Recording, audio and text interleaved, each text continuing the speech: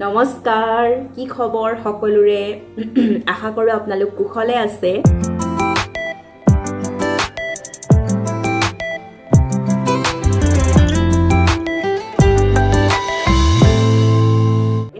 আজি আকৌ আহিলো এটি গল্প লৈ গল্প হে একেই পূৰ্ব প্ৰকাশিত নতুন নহয় গল্পটো 2015 চনতে প্ৰকাশ পোৱা 2015 চনৰ জনসাধাৰণ কাকতৰ যিখন বিহু বিশেষ আলোচনী সেইখন আলোচনীত প্ৰকাশ হৈছিল গল্পটো আৰু মই মোৰ আগৰ ভিডিও যিসকলে চাই তেখেতসকলে গম পাব যে মই এতিয়া বৰ্তমান জনসাধাৰণ কাকতখন আমাৰ মাজত প্ৰচলন হৈ থকা নাই কিন্তু যেতিয়া প্ৰচলন হৈ আছিল কাকতখনৰ মই নিয়মীয়া পাঠক লগতে মই এগৰাকী নিয়মীয়া লেখিকাও আছিল আৰু তেতিয়া মই বেছিভাগ লেখা লিখিছিলোঁ যেতিয়া মই স্নাতক শ্ৰেণীত আৰু স্নাতকোত্তৰ শ্ৰেণীত আছিলোঁ 2010-11 চনৰ পৰা 16-17 চনলৈকে 16 চনলৈকে সেই সময়ছোৱাত যথেষ্ট লেখা মোৰ লিখা হৈছিলে আৰু এতিয়া যেহেতু ব্যস্ততাৰ কাৰণে কলমটো খুব কমকৈ তুলি লোৱা হয় কিন্তু ভাবিছোঁ যে আকৌ তুলি ল'ম বা কিছু পৰিমাণে লৈছোঁ আগতকৈ কিন্তু যেহেতু এতিয়া বিভিন্ন সামাজিক মাধ্যমৰ লগত জড়িত হৈ আছো গতিকে আগতে ইমান নাছিলোঁ গতিকে পূৰ্ব প্ৰকাশিত যিবিলাক লেখা আছে মই ভাবিলোঁ কিয়নো আপোনালোকৰ লগত ভগাই নলওঁ সেই ভাবিয়ে আচলতে মই এই কামটো কৰি আছো গতিকে যেহেতু এইটো গল্প লিখিছিলোঁ 2015 চনত অৰ্থাৎ মই তেতিয়া স্নাতকোত্তৰ ফাইনেল ষান্মাসিকৰ মানে একদম শেষ ষান্মাসিকৰ ছাত্ৰী আছিলোঁ তেতিয়া লিখিছিলোঁ গতিকে এতিয়া তাতকৈ চাগে অকণমান পৰিপক্কতা আহিছে কিন্তু ইমানো নহয় মানুহ কেতিয়াও পৰিপক্ক হ'ব নোৱাৰে জীৱনৰ শেষ উশাহটোলৈকে তথাপিও ভাবিলোঁ যে কোনোবাই হয়তো একাত্ম হ'ব পাৰে বা কাৰোবাৰ হয়তো কিবা ক'বলগীয়া থাকিব পাৰে আৰু সেইবোৰৰ মাজৰ পৰাইতো আমি শিকিব পাৰিম নহয় জানো গতিকে যিহেতু ইমানখিনি মাধ্যম আছে মই ভাবিলোঁ ভগাই লওঁ আৰু গল্পটোৰ নাম মই দিছিলোঁ সংযোগ মানে কেতিয়াবা হয়তো আমাৰ সকলোৰে এনেকুৱা হয় যে কাৰোবাক লগ পাওঁ তাৰ পাছত সেই মানুহজন বা সেই মানুহগৰাকীৰ লগত আমাৰ এনেকুৱা এটা হঠাৎ কাকতালীয় সংযোগ হৈ যায় আমি আচৰিত হৈ যাওঁ কেতিয়াও নভবা আমি কোইনসিডেন্স বুলি কওঁ কাকতালীয় সংযোগ তেনেকুৱা সংযোগ আমাৰ জীৱনত ঘটিয়ে থাকে গতিকে সেই সংযোগক লৈ পেলাই গল্পটো লিখিছিলোঁ হয়তো ইয়াত কিছুমান সঁচা কিছু থাকিবও পাৰে নাথাকিবও পাৰে মই নাজানো কিন্তু সংযোগ আমাৰ জীৱনত নিজেও পাইছোঁ ব্যক্তিগতভাৱে অদ্ভুত কিছুমান সংযোগ ঠিক তেনেকৈ নিশ্চয় আপোনালোকেও তেনেকুৱা সংযোগ কিছুমান পায় গতিকে মই ভাবোঁ আপোনালোকে গল্পটোৰ যিটো থিম যিটো গল্পটোৰ যিটো কাহিনী বা গল্পটোৰ যিটো প্লট আপোনালোকে নিশ্চয় একাত্ম হ'ব আৰু যদি আপোনালোকৰ কিবা ক'বলগীয়া থাকে কমেণ্ট বক্সত জনাব বুলি আশা কৰিলোঁ আৰু সকলোলৈকে শ্ৰদ্ধা আৰু মৰম জনাই মই গল্পটো পঢ়িবলৈ লৈছোঁ গল্পটোৰ নাম ক'লোৱে সংযোগ আৰু আৰম্ভ কৰিছোঁ যোগ্য ভোগ্য বসুন্ধৰা যোগ্যজনেহে পৃথিৱীখন ভোগ কৰিব পাৰে যিয়ে সত্যক দেখে তেওঁৰ মনটোও সুন্দৰ হয় সেই সৌন্দৰ্যৰ মাজত থাকে জীয়াই থকাৰ আৰ্ট যিয়ে সৃষ্টি কৰে এই আৰ্ট তেওঁই পৃথিৱীৰ যোগ্য মানুহ অৱশ্যে এই ধাৰণা আপেক্ষিক তোমাৰ বাবে হয়তো এই ধাৰণা বেলেগ হ'বও পাৰে স্বাভাৱিক বাকপটু মানুহজনে স্বভাৱজাত দাৰ্শনিক ভংগীমাৰে কৈ উঠিল মুখত সেই একেই চিন্তামগ্নতা জীৱন সম্পৰ্কে জগত সম্পৰ্কে তেওঁ যেন অসীম অভিজ্ঞতা কিছুমান বুকুত সামৰি লৈছে আৰু গ্ৰহণ কৰিছে কেৱল ইতিবাচক আহ্বান তথা যোগাত্মক ধাৰণা জীৱন সম্পৰ্কে মই কেতিয়াও নেতিবাচক ধাৰণা মনলৈ অনা নাই যদিও আনিছোঁ সেয়াও নিতান্তই ইতিবাচক অৰ্থত সহজভাৱেই কোনোবা মুহূৰ্তত তেওঁ এই কথাষাৰ স্বীকাৰ কৰিছিল মোৰ সন্মুখতে জীৱন সম্পৰ্কে সাংঘাতিক যোগাত্মক এজন মানুহ প্ৰাণ প্ৰাচুৰ্যৰে ভৰা তেওঁৰ মুখমণ্ডল স্বপ্নাটোৰ দুচকুত কিবা এটা কৰাৰ অপাৰ হাবিয়াহ তেওঁৰ সভ্যতাৰ মেৰপাকত মেৰ খাই খাই কোনোবাখিনি পোৱা পৃথিৱীখনৰ বক্ষত সংঘটিত হৈ থকা আদিম কাৰ্যকলাপক তেওঁ সমালোচনা কৰে কিন্তু সেইবোৰ কেতিয়াও শেষ হৈ যাব বুলি নাভাবে আমি সভ্য মানুহৰ পোছাক পিন্ধো কিন্তু তুমি কি ভাবা আমি কি সঁচাকৈ সভ্য হৈ গৈছোঁ নাজানো জটিল প্ৰশ্ন নাই হোৱা মানুহে সভ্য একোজনৰ ভাওহে দিব পাৰে কিন্তু আদিম বৰ্বৰতাখিনিক কেতিয়াও বিসৰ্জন দিব নোৱাৰে কৰবাত নহয় কৰবাত সেইখিনি প্ৰকাশ পাবই হাজাৰ চুট টাই পিন্ধি টিপটপ হ'লেও বুজিছা আত্মসমৰ্পণ কৰোঁ বিনা শব্দে প্ৰত্যুত্তৰ দিওঁ কেতিয়াবা হয়তো এটা স্মিত হাঁহিৰে। একোটা সুগভীৰ সত্য, জটিলতম বিশ্লেষণ আৰু জীৱনৰ কিছুমান ৰুঢ় কথাক গোগ্ৰাহে হজম কৰাৰ গৌৰৱত বুকু পিন্ধাই থিয় দিয়ে প্ৰতিটো আবেলি। অৰ্থপূৰ্ণ হৈ পৰে প্ৰতিটো মিনিট, প্ৰতিখন চাহমেল। সন্মুখত থাকে দুকাপ কাঢ়া লাল চাহ, এটা ব্ৰেডৰ পেকেট, লগত এসোপামান কঠাৰ টোপোলা আৰু কঠাৰ ভাজে ভাজে ৰং সলোৱা এটা আবেলি। আজিও আৰম্ভ কৰিলে তেওঁ আন দিনাৰ দৰেই, সেই একেই চিন্তামগ্নতা মুখত সানি, যোগ্য ভোগ্য বসুন্ধৰা। মই মূৰ তুলি চালো।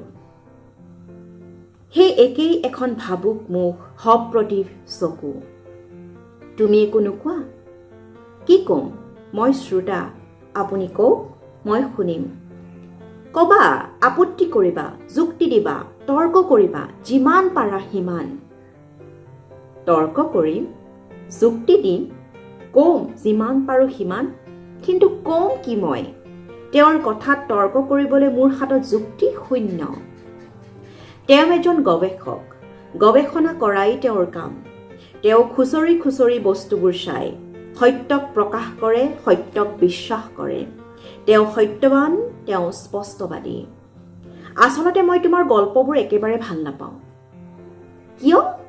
ধূমকেতু এটাৰ দৰে হঠাতে সন্মুখীন হোৱা প্ৰশ্নটোত মই থতমত খালোঁ। তেওঁলৈ চালোঁ। তেওঁৰ উজ্জ্বল দুচকু কোঠাটোৰ বেৰৰ সেই পেইণ্টিংখনত আবদ্ধ। কিয় ভাল নাপায়? জোৰকৈ সুধিলোঁ। কাৰণটো জানিব খুজিছা? হয়, নিশ্চয়। তুমি গল্পবোৰক ইমান দুখৰ পোছাক পিন্ধাই কিয় দিয়া? নায়ক নায়িকাবোৰক পেনপেনাই থাকিবলৈ সুবিধা দিয়া কিয়?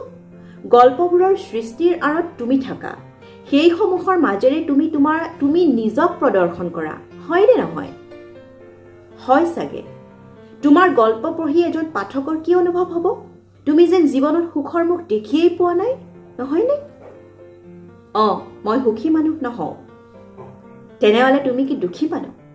হয়, আপুনি জানেই।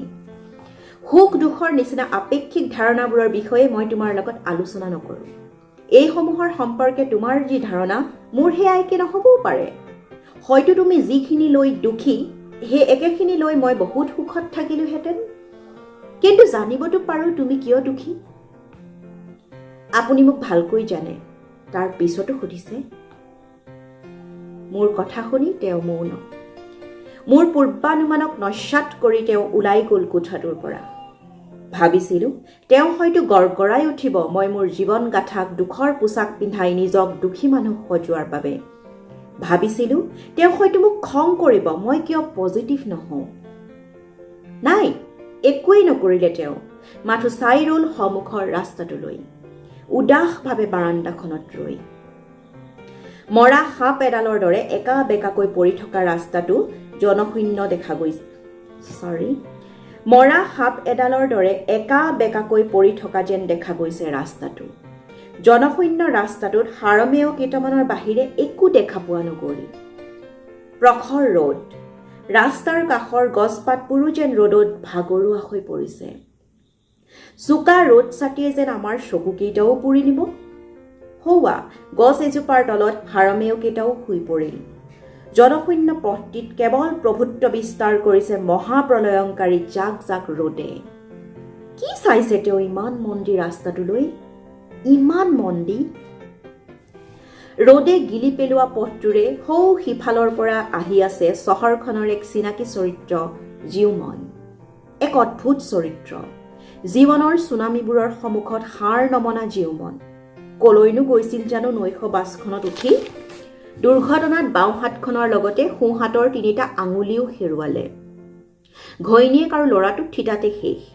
5 বছৰ মানেই হ'ল নেকি? তাৰ পিছতো হাঁহি মুখে জীয়াই আছে জীউমন। চহৰখনৰ আটাইতকৈ ডাঙৰ প্ৰেছটোৰ কৰ্মচাৰী সি। টাইপিষ্টে টাইপ কৰে, সি পঢ়ি যায়। সেয়াই কাম তাৰ। তাতে খায়, তাতে থাকে। লগ পালে মানুহক ঠিক এটা সাধু শুনোৱাৰ দৰে তাৰ জীৱন কাহিনীও শুনায় সি। সৌৱা জীউমন ৰাস্তাৰে গৈ আছে। জীউমনক চিনি পোৱা?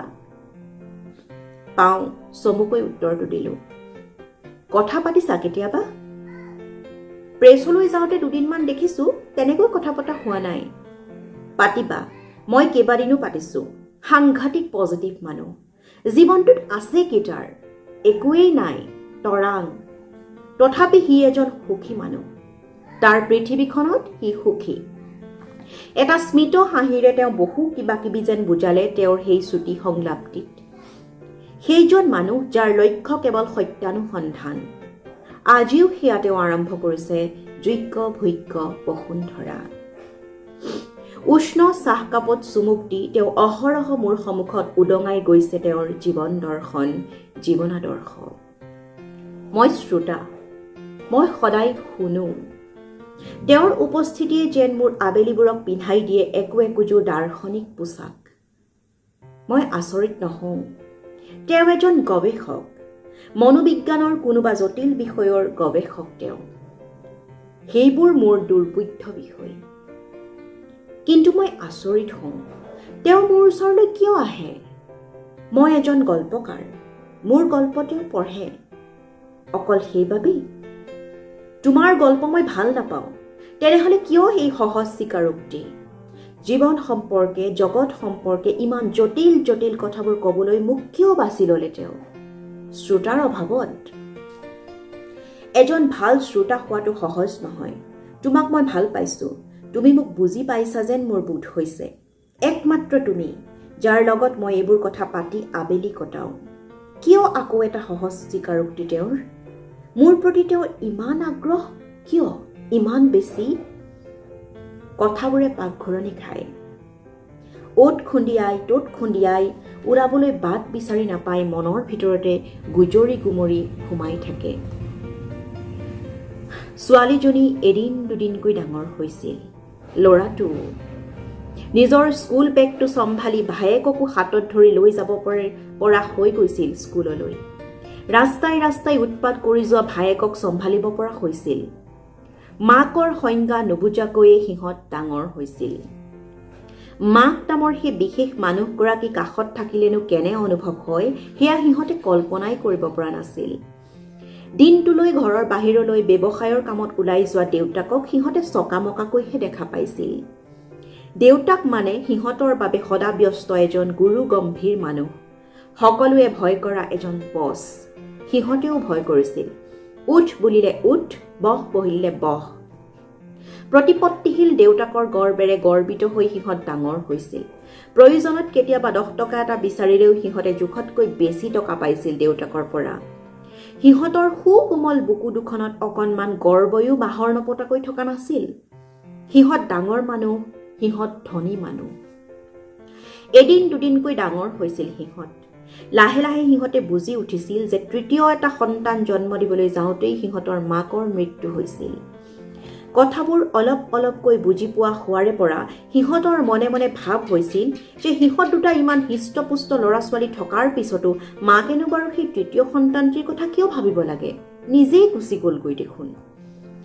মাকৰ ওপৰত সিহঁতৰ অভিমান হয়, দেউতাকৰ ওপৰতো।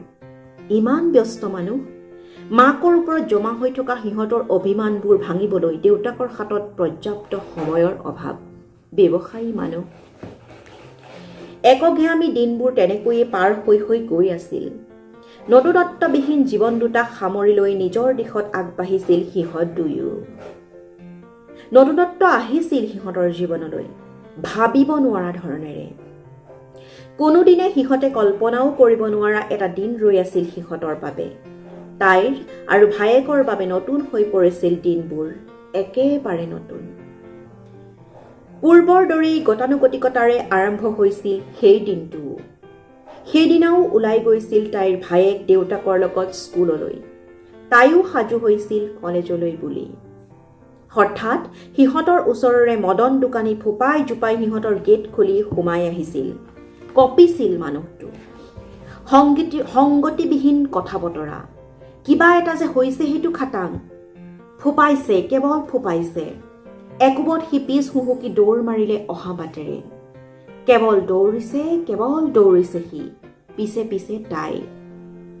ঘৰৰ পৰা 1 কিলোমিটাৰমান নিলগত ঘটিছিল ঘটনাটো। এসোপামান তেজ মুখে পেটে বুকুৱে পিঠিয়ে সানি লৈ নিথৰ হৈ পৰি আছিল তাইৰ দেউতাক। দুয়োখন ভৰি অকামিলা হৈ যোৱা আৰু দুয়োখন হাত চিৰদিনৰ বাবে হেৰুওৱা তাইৰ মৰমৰ ভায়েকটোক চিকিৎসালয়লৈ হুৰমূৰকৈ লৈ গৈছিলে যাক উন্মত্ত মানুহে। অদূৰত কেকাই কেকাই বহি আছিল তাইৰ দেউতাকৰ গাড়ীখন মহতিয়াই নিয়া সেই ট্ৰেংকাৰখনৰ দুৰ্ভগীয়া ড্ৰাইভাৰজন।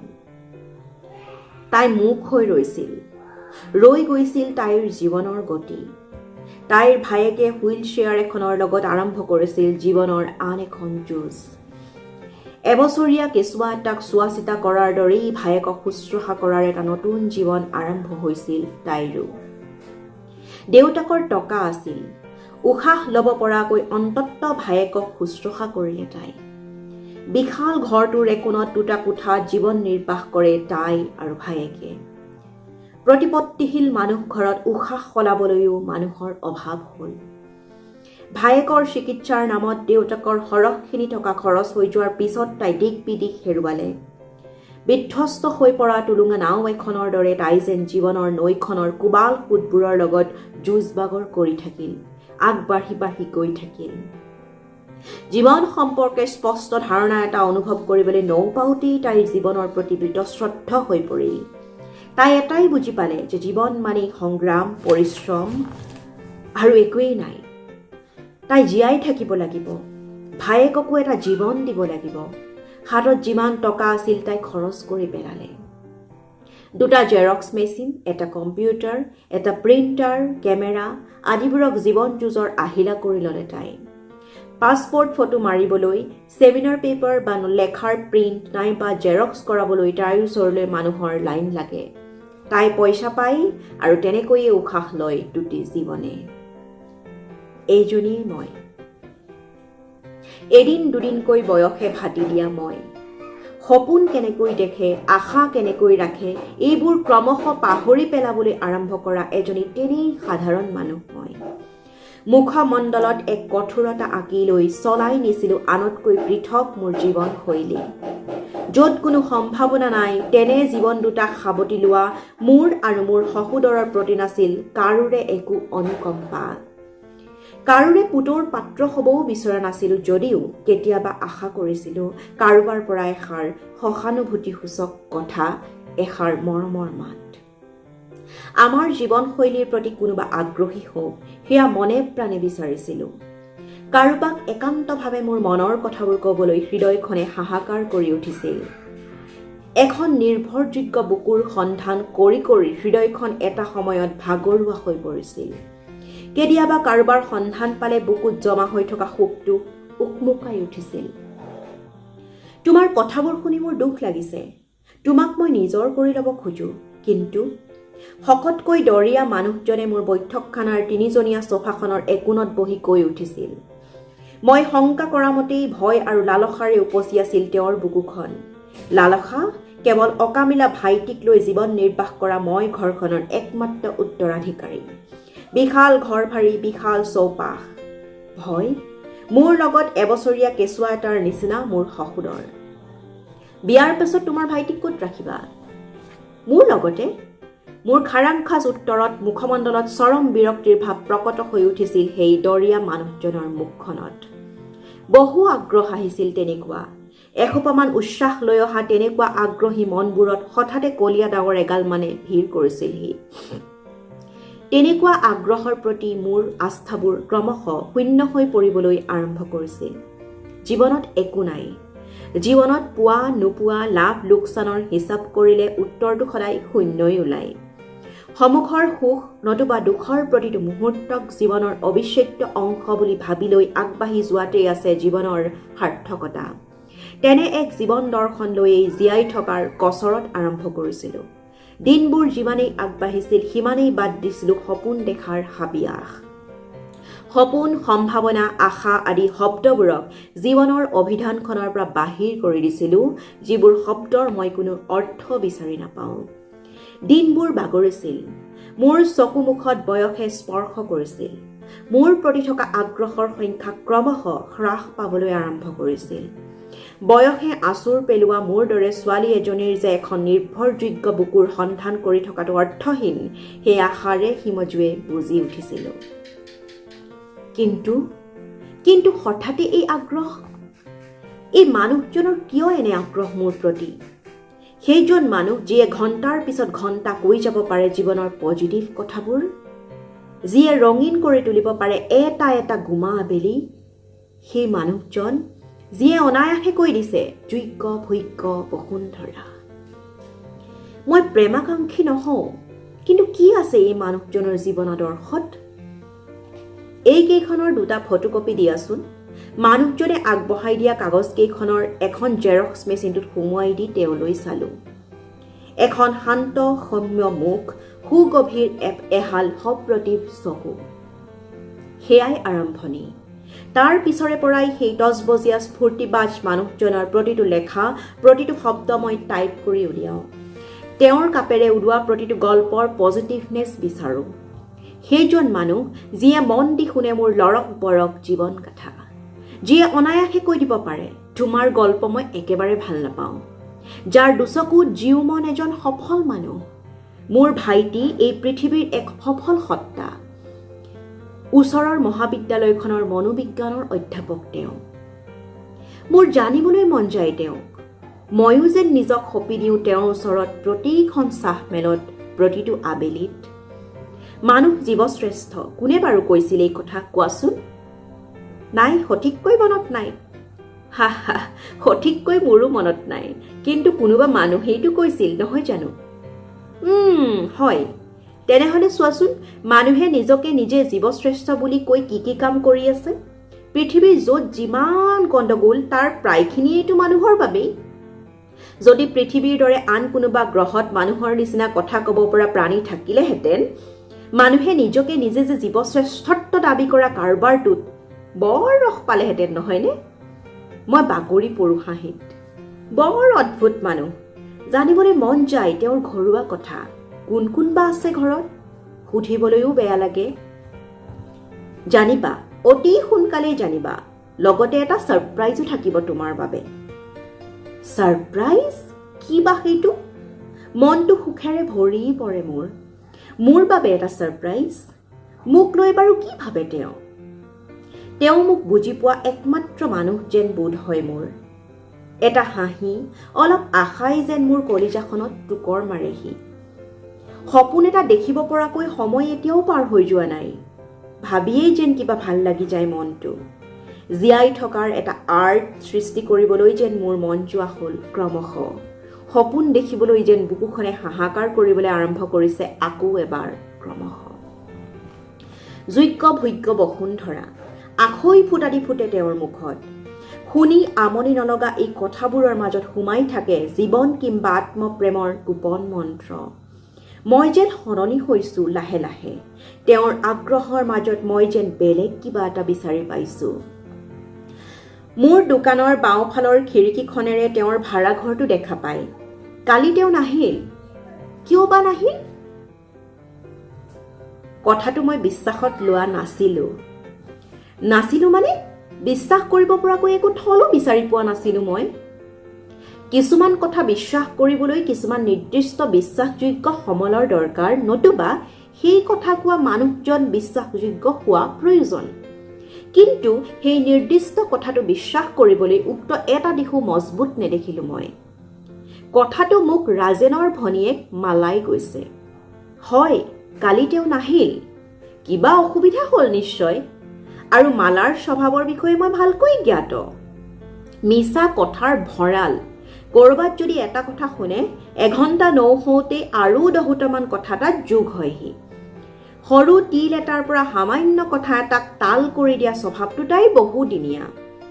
গতিকে তাইৰ এই কথা কিমান বিশ্বাসযোগ্য সেয়া মই জানো। অৱশ্যে কথাটো মোক মালাই কৈছে আৰু মালাই মিছা কথা কয়।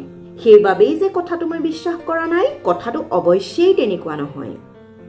কথাটোৱে যিটো বিষয় সামৰি লৈছে, সেই বিষয়টোত মই বিশ্বাসযোগ্যতা দেখা নাই। এইবোৰ চাগে তাইৰ মুখত এনেকুৱা ৰূপ লৈছেহি। তাই শুনিলে কিবা এটা, কৈছে কিবা এটা। মালাক মই সুধিছিলোঁ তাইৰ কথাবোৰ শুনাৰ পাছত, কথাটো সঁচা জানো?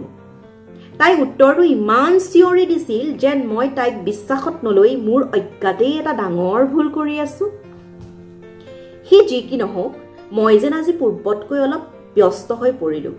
মালাৰ কথাহে কিমান বা সঁচা তেওঁৰ পৰিয়ালৰ মানুহ আহিছে মানে মাক দেউতাক আহিছে নিশ্চয় যদি মোৰ ওচৰলৈ তেওঁ লৈ আহে তেওঁলোকক একো খা খবৰ নিদিয়াকৈ তেতিয়া মই কি কৰিম হঠাতে এৰা সাৰপ্ৰাইজ এটাৰ কথা কৈ আছিল যে তেওঁ ইশ মই যেনিবা একো নুবুজোহে মোৰ হাঁহি উঠিল বেচেৰা সাৰপ্ৰাইজ দিবলৈ আহি নিজেই লাজ পাই যাব এতিয়া মইতো মালাৰ পৰা গমেই পালো তেওঁৰ ঘৰৰ মানুহ অহাৰ কথা এৰা মোৰ ব্যস্ততা বাঢ়িল ভাইটিক গাটো ধুৱাই সুন্দৰ কাপোৰ এসাঁজ পিন্ধাই দিলোঁ আৰু মই মোৰ প্ৰিয় বেঙুনীয়া হেলৰ কাপোৰ এযোৰ পিন্ধিলোঁ বহুদিনৰ মূৰত দুচকুত অকণমান কাজল আঁকিলোঁ চুলিখিনিত এডাল বেনি গাঁঠিলোঁ আলফুলে আৰু খিৰিকীখনেৰে চাই ৰলোঁ পথটোৰ একোণৰ সেই বিশেষ ভাড়াঘৰটোলৈ এৰা এটা ছাৰপ্ৰাইজ ৰৈ আছিল মোৰ বাবে ৰৈ আছিল মোৰ দেহটোক জোকাৰি যোৱা এক আশ্চৰ্যকৰ মুহূৰ্ত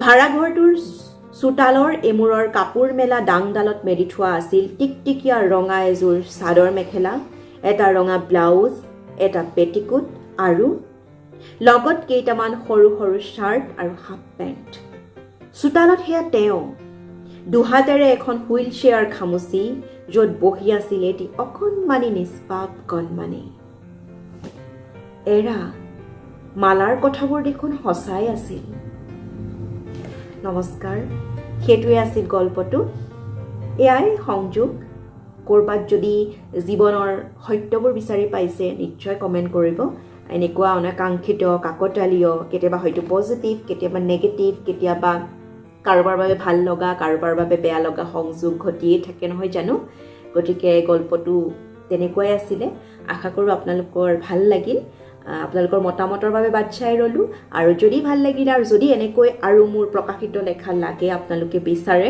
নিশ্চয় আপোনালোকে জনাব আৰু চেনেলটো ছাবস্ক্ৰাইব কৰিব বুলি আশা থাকিল নমস্কাৰ